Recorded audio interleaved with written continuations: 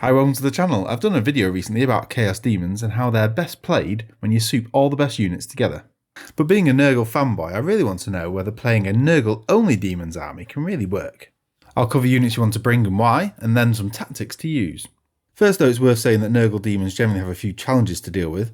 Mainly they're slow, don't have huge damage output, no longer have big resilience buffs, and will struggle into high toughness things. There are only 11 dedicated units and a number of them are auto-includes. There are also a few Nurgle flavoured units as well, so let's review what makes a good list. Rotigus, the first auto-include, 285 points for a Knight profile, T12 22 wounds monster, and some great up-close damage output as well as you'd expect from a big demon. As epic hero you can only take one and without an enhancement, but the key reason why he's an auto-take is his ability to give +1 damage to a unit in melee. This is pretty great and could just be used to buff himself to 4 damage attacks.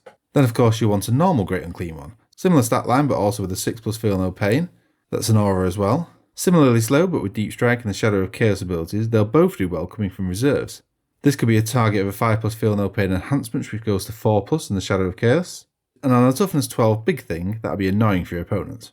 His special ability is to target a unit within 12 and make it -1 toughness, and this can be equivalent to +1 to wound, so it'll be really good for both these demons as they cap out at strength 8 attacks. The Plague Bearer's Nurgle troop choice for grabbing objectives really isn't that good and a bit expensive.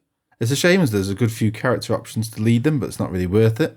I think every list should have at least one squad, slow with low damage output, but what they want them for is sticky objective ability. This is really nice and potentially keeping them in Deep Strike to make that most useful later in the game.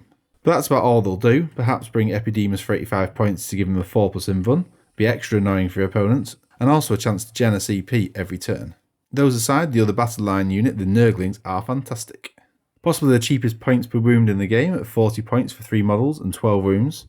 They have no OC value but can be really useful in scoring secondary objectives, and at the price are expendable to use them for blocking and screening. You can spam these taking 6 units of 9 models and swarm the board, but 1 to 3 minimum units are an auto take.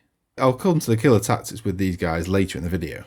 And now thinking about the movement side of the game that Nurgle are lacking in, the Plague Drones are excellent with 10-inch move. 120 points for a surprising toughness 8 and 5 wounds each. Only a 5+ invuln, but they'll take real firepower to put them down. So being fast and having the ability to hit a target and then allowing a reroll of wounds against it for the rest of the army is ace for a mob attack. It has to get within 12 inches to shoot, but the buff should come off. Otherwise not a lot of a damage output for themselves, but they'll work together with your other units and of course help you with secondaries. The last of the dedicated Nurgle units that you'll want to take is the Beasts of Nurgle. Now at 75 points a model, they're expensive but will play a great part in your secondary gameplay. Single model units deep striking will be trouble for your opponent. And then there's the party trick. Toughness 9, 5+ invuln and 7 wounds, but in any phase where they lost wounds and survived, they regain all the lost wounds. Resilient little dudes. They also have reasonable melee but won't set the world alight. Coupled with their leader Horticulus Slimux for 120 points. Apart from being a fantastic model, he's also a tough unit to get through and adds some nice melee and resilience, even though he's a bigger model to hide. What I like about this character is that any area terrain he's in becomes part of the Shadow of Chaos. This means that your units can then start deep striking 6 inches away from your enemy. Now for the other units which specifically have a Nurgle flavour, the Soul Grinder, 215 points for a tough shooty and punchy vehicle. Its Nurgle adaptations to have indirect fire cannon, a nice addition. I have mine built as a Plague Hulk which is no longer a model in the range but I love it.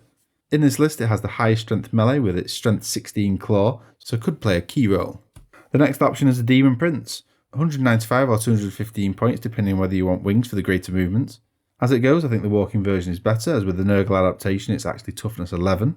Super resilient, 2+ save, 4+ invuln, 10 wounds. Then one phase per battle it gets a 3+ invuln, coupled with it always being -1 to hit. And giving that -1 out to anything within 6 inches as well, it's a powerhouse. Give this guy that Feel No Pain enhancement and he's going nowhere. The cheaper, faster, winged version is actually better in melee, so it may work out trading the resilience for that if you really want it. Thinking of the tactics to use with this Nurgle list, obviously one of the key things is Deep Strike. Not only is it available to all the units, but ties in with the faction ability to get close to enemy units. Use it for offense, objective stealing and secondary points play. The Realm of Chaos 1 CP strat is great to redeploy 1 or 2 units around the board, and you can keep doing it.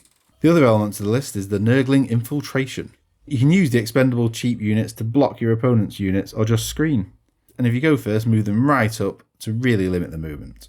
Force them to deal with your chaff while you get across the board yourself, a great distraction. Just be mindful not to give your opponents unnecessary targets or free movement with their slow things. but anything fast or perhaps melee only could be held up like knights or big monsters. Keep some for deep striking and point scoring, they're so versatile, just not objective holding. An obvious way to improve the list is to include Bellicor, as he's the linchpin of demon armies at the moment, but I did want to keep it Nurgle, so I've not put him in. Let me know what you think about this Nurgle Chaos Daemons army and how you play demons yourself. And actually, I'm getting quite close to doing another big giveaway on the channel, so keep an eye out for future videos. See you again soon, bye!